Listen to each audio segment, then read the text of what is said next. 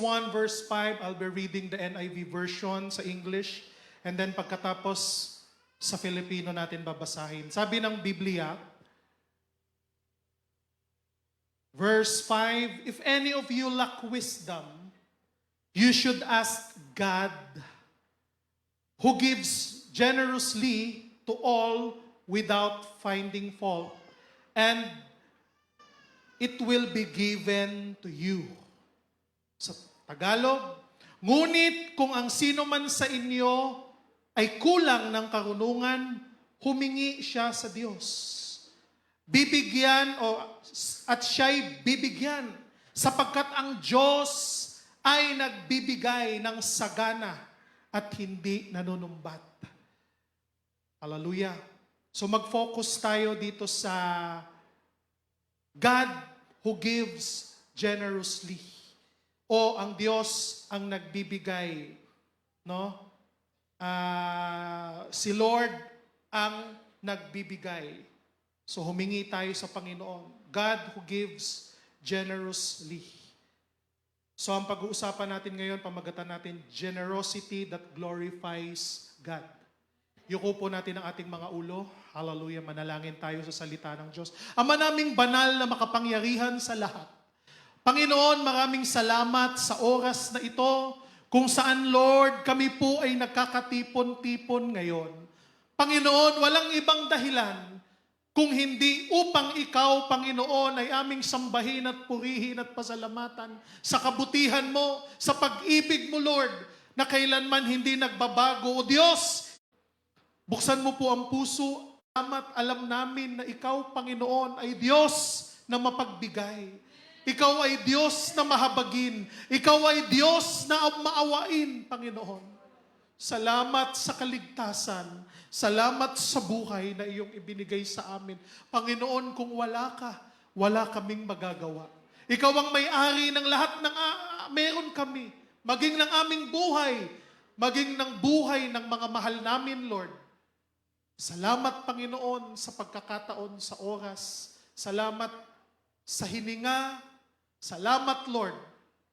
Pinapasalamatan ka namin, Panginoon. Salamat sa buhay na iyong ibinigay. Lord, sa oras na ito, salamat sa kagalingan, salamat, Panginoon, sa kalakasan. Ano man pong gawa ng kaaway sa oras na ito ng dyablo ay aming winawasak. In the name of Jesus, ano man pong isipin, Panginoon, na nagbibigay sa amin ng distraction. Panginoon, we rebuke in the name of Jesus. Alisin mo.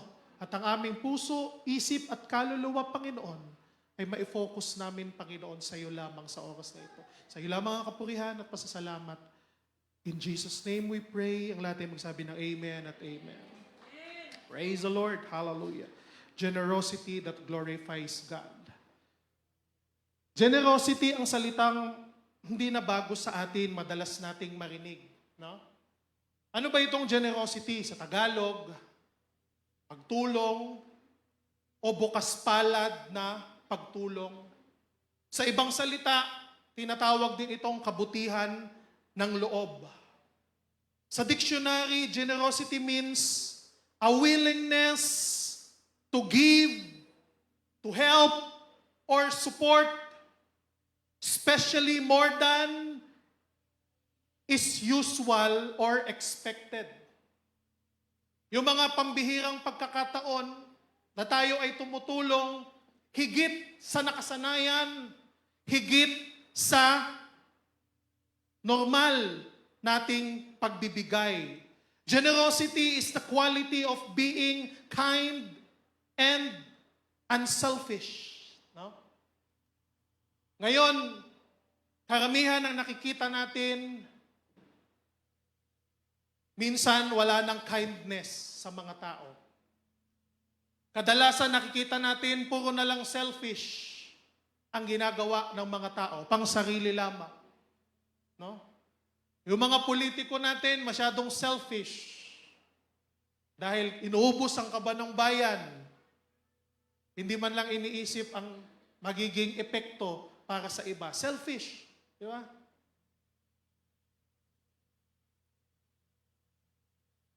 Pero ang tao na generous, siya ay hindi selfish. Di bali nang maubos ang sa kanya.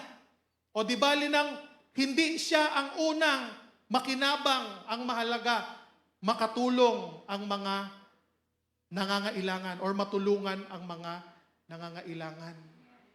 Sa Biblia po, marami ang verse na kung saan mababasa natin, napakahalaga na tayo bilang mga mananampalataya ay maging generous sa ating buhay, sa ating kilos. Sabi ng Proverbs 22 verse 9, ang mahirap ay bahagian mo ng pagkain at tiyak na ikaw ay pagpapalain. Amen? May nakikita tayo naghihirap. May kita tayong nangangailangan ng tulong. Sabi ng Lord, kung tayo ay generous, kung tayo ay bukas palad, kung tayo ay may mabuting loob na makatulong sa mga nangangailangan, anong sabi ng Diyos? Pagpapalain niya tayo. Inaasahan ng Panginoon na ang kanyang mga anak ay maging mapagbigay, maging generous. Dahil mga kapatid, nakikita natin ang generosity ng Lord saan man tayo tumingin. Sa kalikasan, nakikita natin na naging generous ang Panginoon. Nung likhain ng Panginoon ang langit at ang lupa, nung likhain ng Diyos ang lahat ng kanyang nilikha, kabilang na ang tao, inuna muna ng Diyos na gawin ang mga pangangailanganin ng tao bago niya nilikha ang tao. So hindi selfish ang Panginoon, nilikha niya muna yung mga puno, mga halaman, mga prutas, mga gulay, para may makain ng tao. Tama ba mga kapatid? Nasasakto sa atin. Yung nakikita nating mga lunti ang kulay ng kalikasan, masarap tingnan sa mata. Ninilikha ng Diyos ang araw, ang liwanag. Imagine niyo mga kapatid, kung walang araw, walang tutubong halaman, wala tayong makakain. Tama ba? O hindi tayo makakapagpatuyo ng mga sinampay. Alam ni Lord darating ang panahon yung mga tao maglalaba, magkukusot, maglalagay ng dahon. Paano matutuyo? Matagal kung walang araw. Pero dahil ginawa ng Diyos ang araw, ang laki ng pakinabang sa atin. No? Kung walang araw, hindi natin mapapagana yung mga solar lights. O kung ano mga solar power na mga energy. No? Pero dahil may araw, nakinabang ang tao. Yung sounds, yung hangin, nakakahinga tayo. May oxygen tayo. Ilang beses akong bumisita sa ospital at kadalasan na nakikita ko pag nandoon ako ay maraming tao ang nangangailangan ng hininga, oxygen. Dahil nahihirapang huminga, hinahabol ang paghinga, ilang beses yan. Ilang beses ako nakapunta sa ER, kaliwat kanan, Hindi makahinga lahat kahit sinong tingnan mo. Naghatid ka ng pasyente mo doon, pagdating mo, masasabi mo yung pasyente ko medyo better pa pala. Kasi yung iba doon talagang, nakadilat ang mata sa'yo, parang humihingi ng tulong na wala ka namang magawa. Nakasaksak na ang lahat, oxygen, lahat ng gamot, dextrose, pero hindi na makahinga. Kaya nga kapatid, ngayon kung nakakahinga ka ng normal, pasalamatan mo ang Panginoon.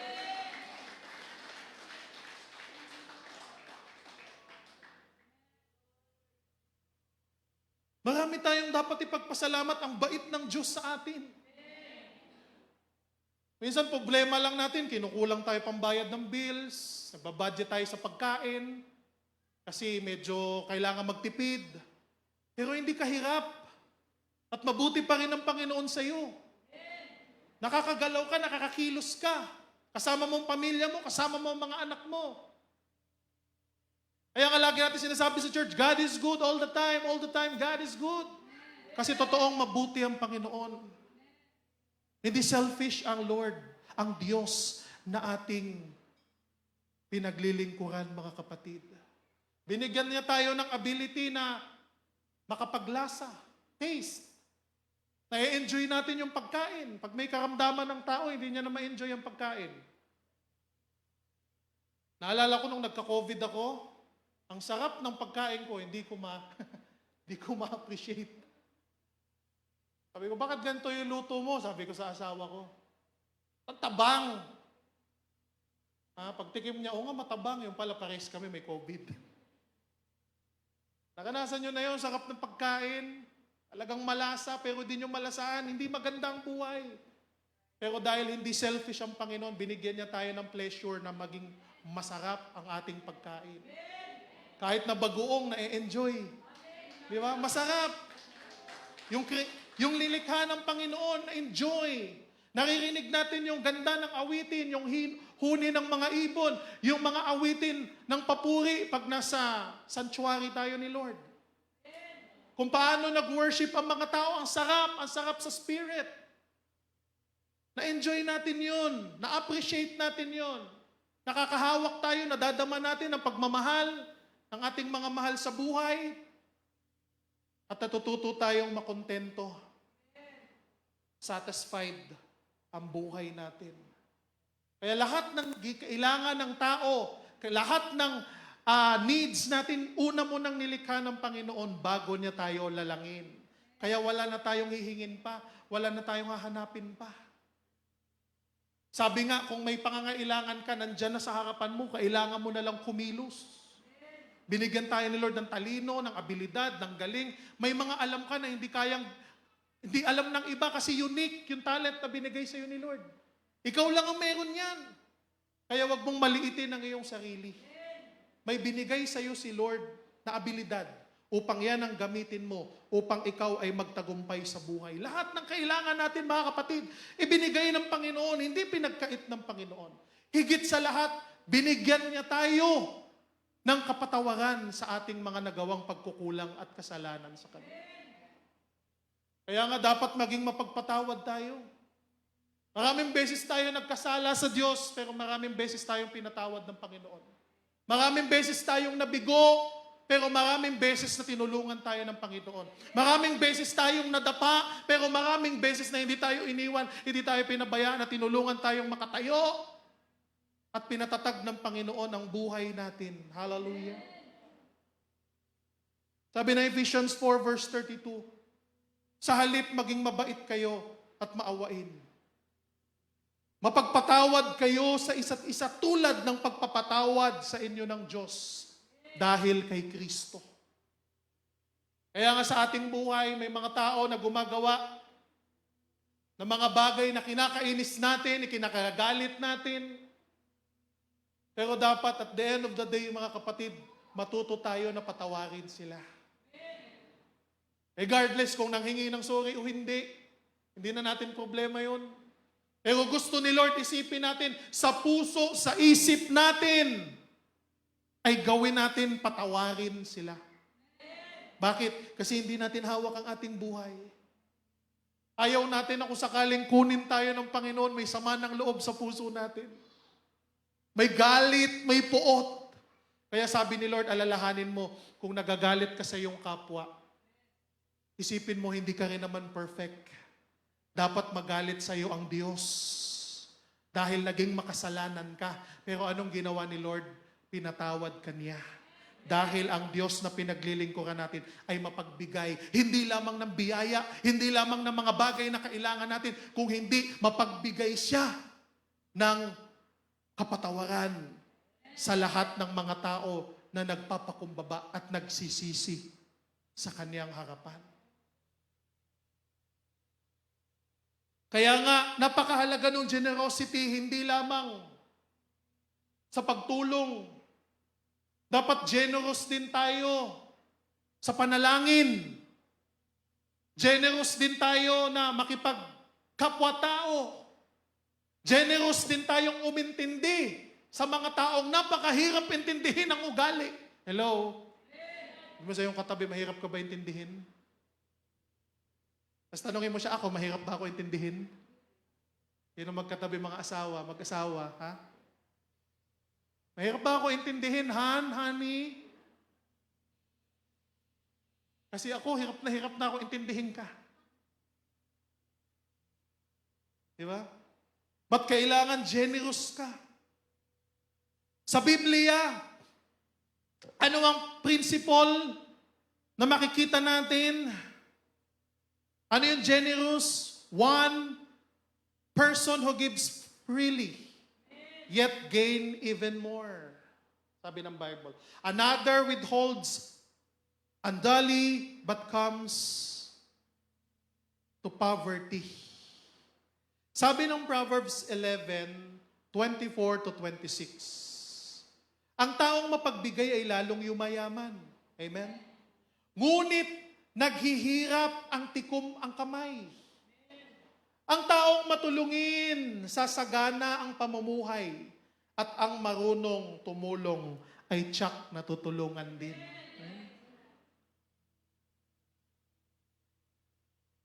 So nakita natin dito mga kapatid, kung tayo ay giver, kung tayo ay generous, kung tayo ay matulungin, hindi hahayaan ng Lord na pag tayo naman ang nangailangan, walang tutulong sa atin. Pangako niya na kung tayo ay matulungin, kung tayo hindi natin hinapabayaan yung tao na nangangailangan, sabi ng Panginoon, hindi rin tayo papabayaan ng Diyos. Hindi man yung taong tinulungan mo ang gaganti para sa iyo ng mabuti, pero si Lord ay gagawa ng paraan, sa ibang tao, sa ibang pagkakataon, upang mabayaran kung ano ang kabutihan na ginawa mo sa mga nangangailangan. Kaya kung matulungin ka pagdating ng panahon na ikaw ang nangangailangan, may mga tao na hindi ka rin iiwan. Ayokong sabihin lahat kasi may mga tao na pagkatapos mong tulungan, nakalimutan ka. Normal lang yun. Kaya nga dapat sa pagtulong natin, huwag tayo mag-expect ng may kapalit sa kanila. Dapat tumutulong tayo, hindi dahil sa kanila, tumutulong tayo dahil kay Lord. Dahil blessed tayo ni Lord. Dahil pinagpala tayo. At hayaan natin na si Lord ang gumawa ng paraan na yung itinanim nating kabutihan sa iba ay maaani natin sa ibang pagkakataon man o sa ibang tao na hihipuin ng Panginoon upang tumulong sa oras na tayo naman ang nangangailangan. Kaya nga challenge tayo ng Panginoon. Gusto ni Lord na sa pagbibigay natin, bibigyan din tayo ng Diyos. Yan yung principles ng Bible eh. Kung tayo ay madamot, hindi rin magre-release si Lord ng blessing. Kung sarili lamang natin ang iniisip, hindi rin magre-release si Lord ng pagpapala. Pero kung bukas, sabi ng Word of God, bukas palad tayo na tumulong sa mga nangangailangan, bukas palad din ng Diyos na ibuhos sa iyo ang masaganang pagpapala. Palakpakan natin ang Panginoon. Hallelujah. Especially, sabi ng Word of God, kung ikaw ay may kaya, kung ikaw ay sagana, what do you mean sagana? Yung hindi ka nagkukumahog para may makain. Napoprovide lahat ng pangangailangan mo, sagana na yun.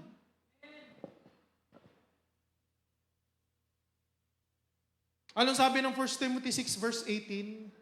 Sabi dito, utusan mo silang gumawa ng mabuti at magpakayaman. No?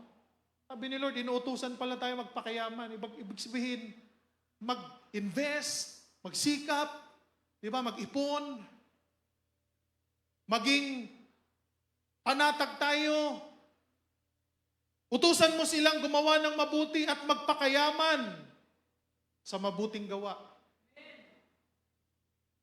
Maging bukas palad na matulungin sa kapwa. Ibig sabihin, hindi lamang nasusukat sa salapi. Nasasabihin mo, Pastor, saka na ako tutulong kapag milyonaryo na ako. Bilyonaryo na ako pag stable na yung job. Hindi. Sabi ng Panginoon, hindi ako nagkulang sa iyo. Palagi kang mayaman. At sabi ng Biblia, mayaman ka. Higit sa lahat sa mabubuting gawa. Yun ang gusto ng Panginoon. Na maging mayaman tayo sa kabutihan. Na hindi tayo nahadlangan kahit may pangangailangan din tayo. Pero dahil alam natin sa buhay natin na pinagpala tayo ng Panginoon, hindi tayo nagkakait sa mga mas higit na nangangailangan sa atin, mga kapatid. Kaya nga, naging generous ka, hindi dahil sa kailangan mo, Yung iba kasi tumutulong na, Lord, tutulong ako pero mamaya, doblihin mo. Diba? O triplihin mo mamaya. Nangyayari naman yun. Pero dapat hindi ganun yung mindset. Dapat tumutulong ka kasi mabuti talaga yung kalooban, yung intention mo. Hindi ka tumutulong dahil meron ka ring interest. Ha? Kaya nga sabi ko mga kapatid, ibang business na lang, wag na kayo magpa-business ng loan na may interest. Kung may nangangailangan, naawa kayo, tulungan nyo na lang. Kung kaya nyo naman magpautang, pwede naman, basta dapat hindi maapektuhan, di ba? Yung inyong relasyon bilang magkaibigan, magkapatid, o di kaya magkasama, magka-churchmate. O kung hindi mo kaya, tumulong ka na lang dun sa nangangailangan. Kahit hindi na yung amount na kailangan niya, o kung tutulong ka man sa kanya, kahit wag mo na pabayaran, tulong mo na yun sa kanya.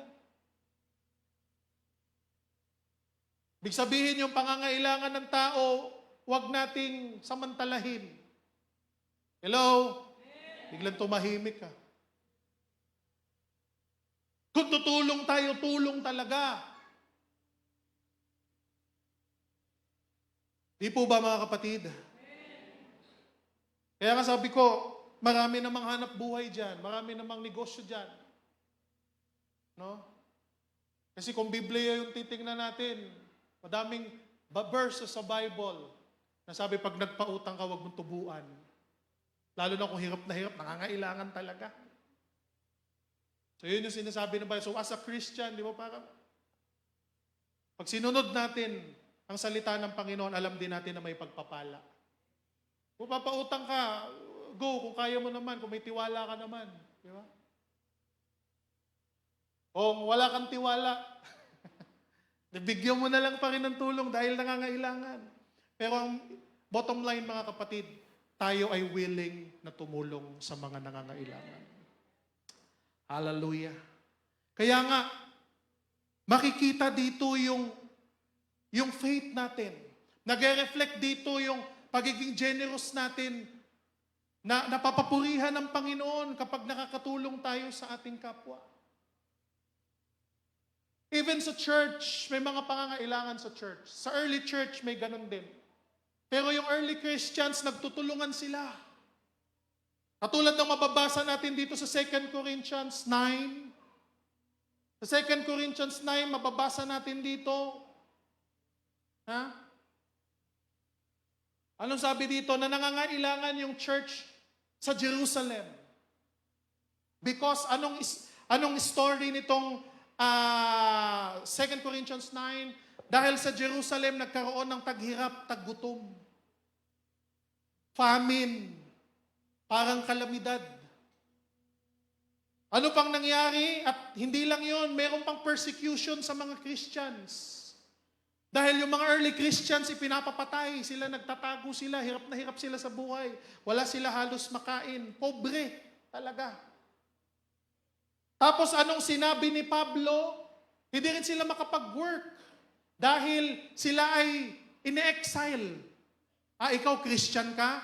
Follower ka ni Jesus? Bawal ka dito magbenta. Bawal ka dito magtinda. Tinataboy, tinatakwil. So hindi sila pamuhay ng matino dahil sa pananampalataya nila kay Kristo. Plus, meron pang taggutom. Sobrang hirap sila. Kaya anong sabi ni Pablo sa Corinthians, kung mababasa natin sa 2 Corinthians, basahin natin ito mga kapatid, medyo mahaba to. Sabi ni Pablo, hindi na kailangang sumulat pa ako sa inyo tungkol sa pagtulong sa mga kapatid sa iglesia. Alam kong handa na kayong tumulong, kaya ipinagmamalaki ko kayo sa mga taga-Macedonia. Silang sumigla at silang sumigla sa pagtulong. Verse 3, kaya't ipinapapunta ko riyan ng mga kapatid kong ito upang mapatunayan na tama ang aming pagmamalaki tungkol sa inyo. At ang mga inihanda na ninyo, ang inyong mga tulong, gaya ng sinabi ko, verse 4, kung may mga taga-Macedonia na sumama sa akin at makita nila, hindi pala kayo handa, baka mapahiya ako at pati kayo. Verse 5, kaya't pinapakiusap ko sa mga kapatid na mauna riyan upang maihanda ang tulong na ipinangako ninyo. Sa gayon, makikita na talagang kusang loob ang pagbibigay ninyo at hindi sa pilitan. 2 Corinthians 9, minsan ginagamit ito ng mga anti-tithing. Sabi nila, kita mo na, pastor, hindi na dapat mag-tithe. Pero yung context nito, the story, history, ang context nito ay walang kinalaman sa tithing. Hello? Ang context nito ay may kinalaman sa pagtulong sa nangangailangan. Nagets natin? Walang kinalaman sa iyong ikapo, sa iyong tithe, sa iyong offering. Dahil sa pagkakataong ito, nag-struggle yung church sa Jerusalem. Wala silang makain halos, hirap na hirap sila. Pinipersecute pa sila, pinapatay pa sila, pinapakulong, hinuhuli, hindi sila makapagtinda, bawal. Kaya sabi ni Pablo, kailangan ng tulong ng mga kapatiran doon. At maraming mga churches, especially ang mga Gentile church na naitatag, ang may kaya sa Greece. Kaya sila tumulong, nagpatulong, nagpadala ng tulong, kusang loob, hindi napipilitan lamang. Yun. Kaya Roman number 1, generosity as a spiritual principle. Patuloy tayo, anong sabi sa verse 6? Ito ang ibig kong sabihin, ang mga nagtatanim ng kakaunti ay aani ng kakaunti, at ang nagtatanim ng marami ay aani ng marami. Kung ikaw ay matulungin, hindi ka kuripot, nakita mo ang pangangailangan ng tao, ibinigay mo, ang pinaka-best na may ibibigay mong tulong, sabi ni Lord, ikaw ay aani rin ng malaki. Both spiritual, unang-una, aanihin mo, aani ka ng pananampalataya sa Panginoon. Pangalawa, financial. Spiritual, material, and financial. Kung ikaw ay generous, Roman number 2, generosity comes from a willing heart. Hindi mo masasabing generous ka kung sa iyong pagtulong ay napipilitan ka. Hello? Dapat sa pagtulong natin, bukas sa loob. Happy tayo. Hindi tayo galit. Kung galit tayo, huwag ka na lang tumulong. Kung naiinis ka, huwag ka na lang magbigay. Kaya yun yung sinasabi dito, bukal sa loob. Hindi napipilitan lamang. Kailangan alam nyo yung history. Alam nyo yung context. Hindi lamang maririnig nyo sa ibang preacher, sa ibang teacher, na iba yung doktrina, na iba yung teaching, iba yung understanding, you agree. Dahil ayaw nyo ring tumulong sa gawain ng Panginoon. So ito, pagtulong sa nangangailangan. Kasi alam natin, according to the Bible, tithing ay para ma-provide yung need ng temple. Yung need ng physical church. Nung early Christian, nung early mga Christian, sabi kasi, New Testament, wala ka na mababasang tithing. Noong unang panahon, wala pa namang bills na binabayaran. Hello? Wala pang kuryente nun, siga-siga lang sila nun eh. Lakad-lakad lang, hindi mo pa kailangan mamasahe.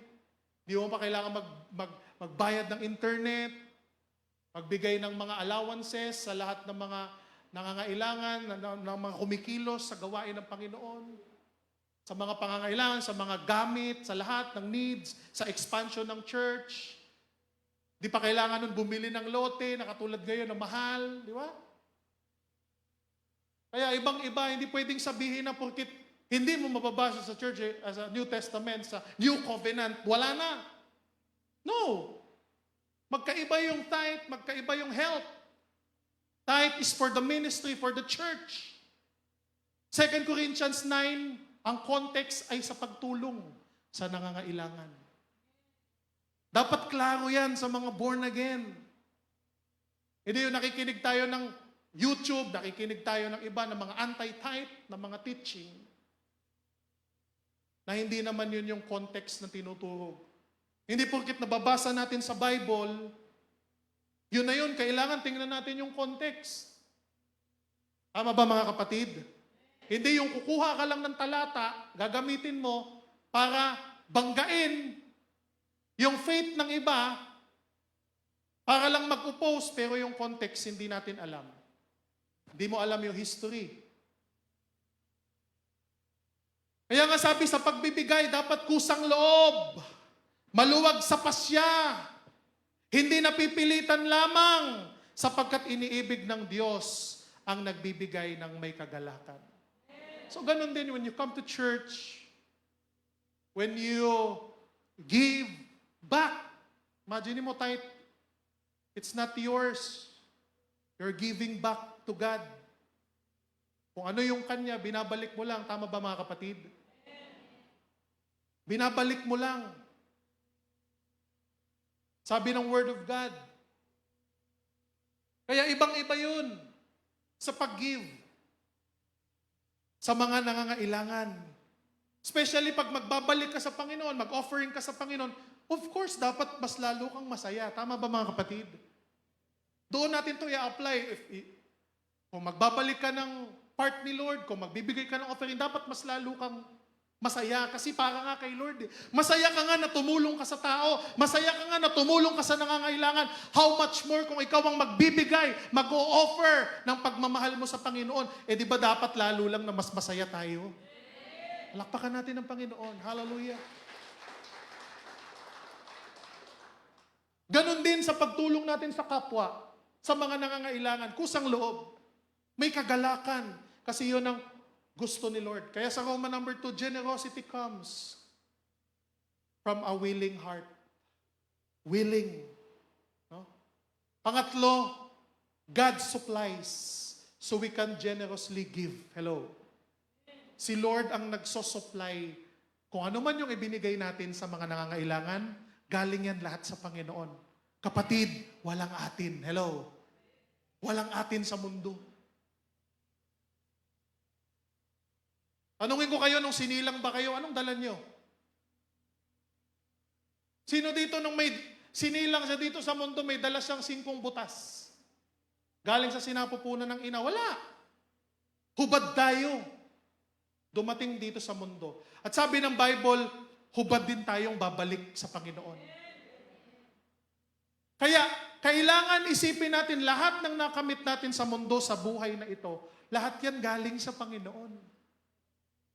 Nagiging ano lang tayo, tagapag-ingat. Nagiging tagapangalaga lamang tayo. Kahit umabot ang panahon na maging successful ka sa lahat, maka-put up ka ng business, yung business mo, pinagkatiwala lang yan ni Lord sa'yo. Maging milyonaryo, savings mo, bilyonaryo ka man. Maging trilyonaryo ka man, pagpalain ka ni Lord ng sobra financially. Pero wag mong kalilimutan lahat yun, pinagkatiwala lang sa iyo ng Panginoon. Kahit naman na mo pa yan sa mga magulang mo na mayaman na nung isilang ka, ganun din sila, wala rin pagmamayari. Galing sa Lord, galing sa Diyos ang lahat. Kaya kung makatulong man tayo sa kapwa, makatulong man tayo sa nangangailangan, hindi rin natin maipagmamalaki. Bakit? Kasi lahat ng yun ang galing lang sa Diyos. Pag ganyan ang thinking natin, hindi tayo madamot. Hindi tayo madamot. Kung ganyan ang thinking natin, masaya tayo na nag-offer sa Panginoon. Masaya tayo na nagbabalik ng kaparte ng Lord. Kasi in the first place, Kanya naman lahat.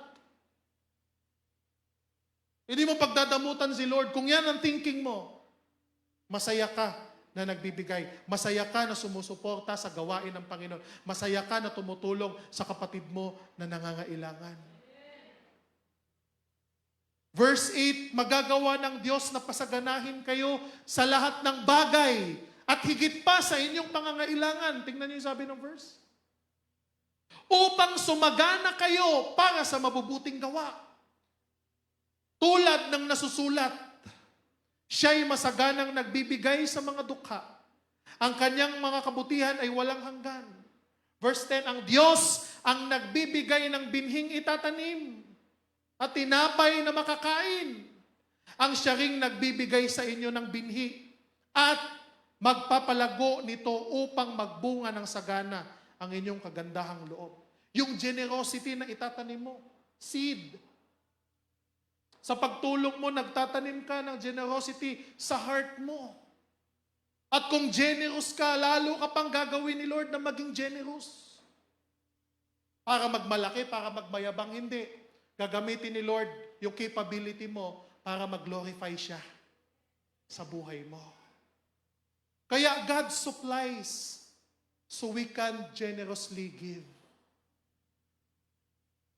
So kung walang supply si Lord, wala ka iba ibibigay. Pero pag may supply si Lord, may pagkakataon ka, may opportunity ka to help, to give. At naniniwala ako may supply si Lord sa inyo. May supply ang Diyos. Kaya nga na, Roman number 4, generosity glorifies. Generosity glorifies God. Hallelujah. Kung tayo ay mapagbigay, napaparangalan natin ang Panginoon. Verse 11, pasasaganahin niya kayo sa lahat ng bagay upang mas marami ang inyong matulungan. Sa gayon, lalong darami ang magpapasalamat sa Diyos dahil sa inyong tulong na dadalhin namin sa kanila. Verse 12, ang paglilingkod ninyo upang tumulong sa mga kapatid ay hindi lamang makakatugon sa kanilang pangangailangan kung hindi maging dahilan ng pag-uumapaw na pagpapasalamat nila sa Diyos. 13, ang bukas palad ninyong pagbibigay sa kanila at sa lahat ay siyang magpapatunay na matapat ninyong sinusunod ang magandang balita ni Kristo. Dahil diyan, magpupuri sila sa Diyos. Verse 14, kaya't buong pagmamahal nila kayong ipapanalangin. Yung mga tao na natulungan nyo, pinagdadasal kayo niyan. Lord, ang buti ng kapatid. Lord, ang buti ng anak mo, Panginoon. Pagpalain mo pa. Kung matulungin ka, ang dami nagpipray sa'yo. Hello? Kung generous ka, ang dami nagpipray sa'yo. Especially kung generous ka sa church, supporter ka ng church, ang daming pastor na nagpipray sa'yo. Palakpakan natin ang Panginoon. Minsan, kung hindi ka generous sa ministry ni Lord, minsan, nagpipray din na sa dulo. Ang prayer, Lord, buksan mo ang puso ni Brad. Buksan mo ang puso ni Sis na maging generous sa ministry. No? Pero pag talagang masaya ka na nag-support sa gawain ng Panginoon, aba, ang daming nananalangin sa'yo. Kapag masaya ka na tumutulong sa nangangailangan, yung mga natulungan mo, naku, nananalangin yun sa'yo. At yung prayer, ang pinakamagandang matatanggap natin sa tao. Yung malaman mo maraming nagmamahal sa'yo, maraming nananalangin sa'yo, iba yun. Prayer, ang pinakamaganda natin na weapon. Saan man tayo magpunta. Kahit wala kang armas, kahit wala kang panangga, wala kang bulletproof vest, pero kung maraming nananalangin para sa iyo, hindi ka basta-basta tinatablan ng mga atake ng ating kaaway sa buhay mo. Diba? Pangako ni Lord yan. Sasawayin niya, at aalisin niya. He will rebuke all the works of darkness in your life. Hindi niya pahintulutan na salantahin ang sources ng iyong pangangailangan. Hindi niya hayaan na magkaroon ka ng karamdaman, premature sickness, premature death. Pangako ng Panginoon yan. Promise ng Panginoon yan. Anong verse na tayo? Verse 14, tama ba? Kaya't buong pagmamahal.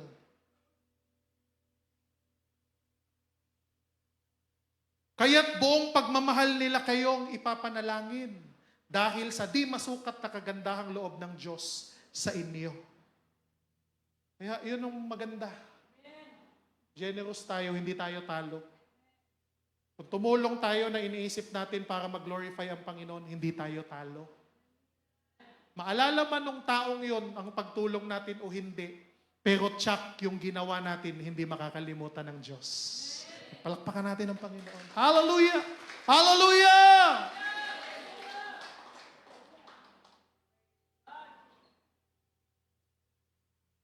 Kaya nga, are we a cheerful giver? Yun ang tanong na itanong natin sa ating sarili. Kaya nga sabi ni Paul sa Philippians 4:17, sabi niya, hindi sa hangad kong laging tumanggap ng mga kaloob, kundi ang nais ko ay makatanggap kayo ng masaganang gantimpala. Sabi ni Paul, hindi naman dahil lagi akong pumibisita sa inyo para kumuha lagi ng abuloy, ng offering, ng help sa mga nangangailangan. Pero yung pagtulong nyo, yung pagbibigay nyo ng tulong, ng suporta sa ministry ng Lord, yan ang pagkakataon nyo na kayo ay makatanggap ng pagpapala o gantimpala galing sa Panginoon. Kaya ngayon tanong, are we a cheerful giver? Are we using what God has entrusted us for His glory? Are you allowing the generosity of Christ to shape you? Hinahayaan niyo ba na si Lord, dahil generous si Lord? Even si Jesus, generous masyado. He sacrificed His life for us. Inalay niya, hinandog niya ang kanyang sariling buhay para sa atin. At yan ang dapat motivation, yun ang dapat inspirasyon ng pagtulong natin na hindi tayo madamot. Because Jesus gave it all for you. Sabi mo sa iyong katabi, binigay ni Lord ang lahat para sa iyo. Binigay ni Lord lahat, wala siyang tinira. Sarili niyang buhay, inalay niya para sa iyo, kapatid. Kaya, Huwag nating kalimutan si Lord sa buhay natin. Maglingkod tayo ng tapat sa Kanya. Hallelujah, habang buhay tayo. Tandaan natin, hindi pabigat ang pagbibigay, kundi ito'y pagpapala. Hindi dapat pilit, kung hindi kusang loob. Hindi para sa papuri ng tao, kundi para sa kalwalhatian ng Panginoon. Sabi ng Kawikaan 11 verse 25, ang taong matulungin, sasagana ang pamumuhay. At ang marunong tumulong ay tiyak, natutulungan din. Tumulong tayo sa ating kapwa. Galatians 6 verse 2, magtulungan kayo sa pagbubuhat ng pasanin ng bawat isa. Sa ganung paraan ay matutupad ninyo ang kautusan ni Kristo. Magtulungan sa bigat ng pasanin. Noong nakaraang araw, minessage ako, Pastor, may nangyari. Yung wife ko, natake, nasa hospital. Hindi ko naman karamihan sa inyo, alam niyo na nangyari. At nung bumisita kami, akala namin ay simpleng karamdaman lang. At pag nung nakita namin doon, nakita namin na seryoso pala yung sitwasyon. Kilala ninyo si Sister Marites, tama? Agunos. Nung nakita namin siya, okay pa siya, matawa pa, nagbibiro-biro pa, kwentuhan pa kami. Pero nahirapan siya talaga huminga. Oxygen siya, yung mga aparatos na nakakabit sa kanya. At alam ko mga kapatid na hindi biro yung per day pag nasa ganong intensive care, yung asikaso sa iyo. Hindi biro talaga yun. But anong sabi ng Bible sa Galatians 6 verse 2? Magtulungan kayo sa pagbubuhat ng pasanin ng bawat isa. We are called by God, by the Lord, na huwag nating pabayaan yung hirap, yung pasanin. Higit sa lahat, yung prayer, malaking bagay yan. Pero hindi rin maipagkakaila yung pangangailangan financially o help. Kaya nga, sabi ko, I would suggest, sabi ko nga, sa church na magkaroon tayo ng special offering for them. Amen? Okay ba yun? Alam ko mga generous tayo. Not necessarily na malaki mabigay. Pero, siyasatin natin yung heart. Sabi mo, Lord, ilagay mo sa puso ko kung ano yung kaya ko, kung ano yung gusto mo na itulong ko. Mga students, mga kabataan, alam ko, wala pa kayong work, pero hindi yun hadlang upang kayo ay tumulong. Kung ano yung kaya ninyo, tutulong tayo. Mga men's, women's, kahit yung mga kabataan, tutulong lahat. Dahil hindi biro, mga kapatid. Kung di natin nakakalimutan, same year ngayon, kinuha rin yung kanilang mahal na anak. Diba? Ngayon din. So, itong pagsubok na ito medyo mabigat for their family. Kahit ako, nung nagpipray ako, sabi ko, Lord, di ko ma-imagine yung lungkot, yung hirap, di ko ma-imagine. Sabi ko, sa Panginoon, sa prayer ko, kung ako yun nasa kalagayan ni Brother Noe, di ko alam. Di ba? Hindi ko alam kung paano. Kaya nga, sana maano natin yung burden. Makamdaman. Sabi ng Word of God, Galatians 6 verse 2, magtulungan kayo sa pagbubuhat ng pasanin ng bawat isa. Sa gayong paraan, mag-glorify ang Diyos. So alam ko kanina nag-offering na, kanina nag-tithes na, pero ngayon gusto ko na magkaroon tayo ng special offering para sa kapatid natin na may pinapasan na pagsubok na makatulong man lang tayo. Sabi ng Word of God, hindi yung sapilitan. Hindi sapilitan. Kung ayaw nyo, wag. Pero if you want blessing from the Lord, kung gusto nyo na matrain, na maging generous tayo, now is the opportunity, now is the time. Ipakita natin yung ating pagmamahal sa ating mga kapatid. No, wag nating pabayaan, mga kapatid. Wag nating pabayaan. Kahit sino na nangangailangan ngayon, alam natin na nangangailangan talaga. Hindi lang siguro sila nagpapasabi sa inyo. Hindi lang siguro sila nagpo-post, nagsisend ng pictures. Pero sa amin, we know.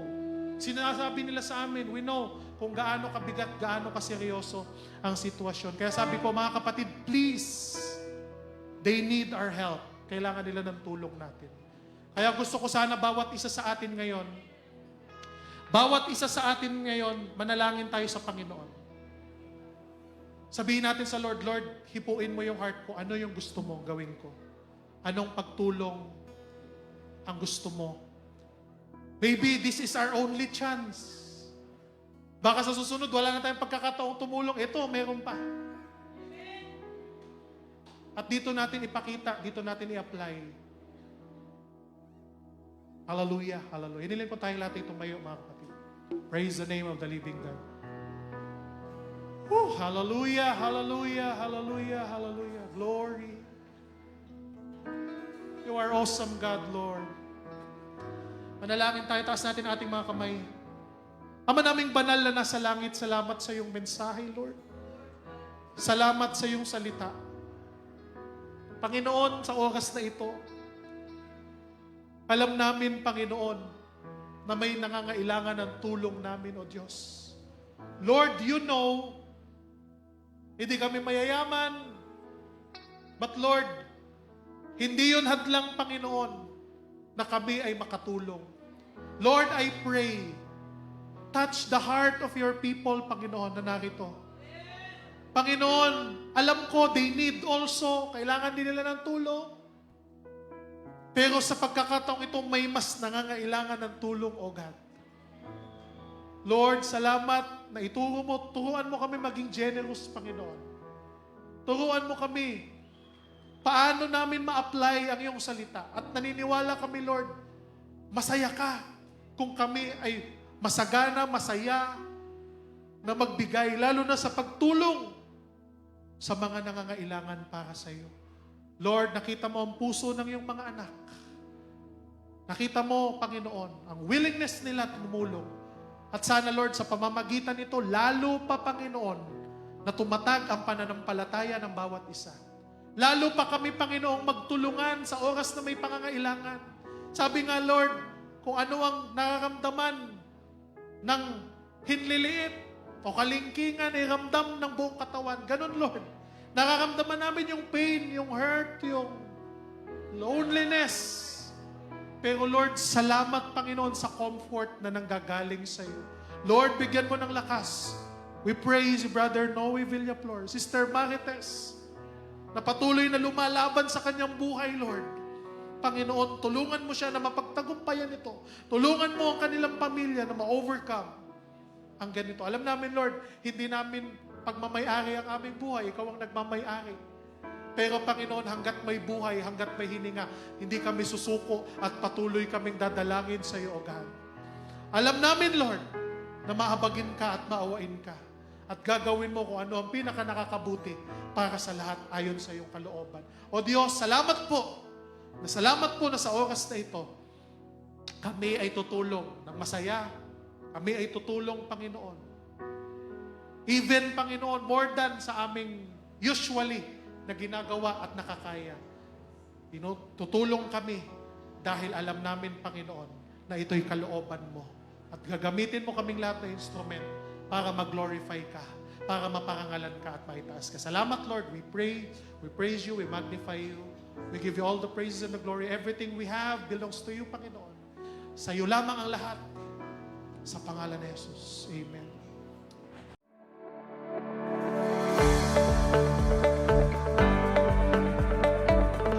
Nabuhay ang ating Panginoong Jesus. Hindi patay ang Diyos na ating sinasamba. Buhay na buhay ang Diyos. Jesus is alive! Come and join us every Sunday 9 in the morning, live on Facebook, as we continue to worship the Lord Jesus and experience His unfailing love to us.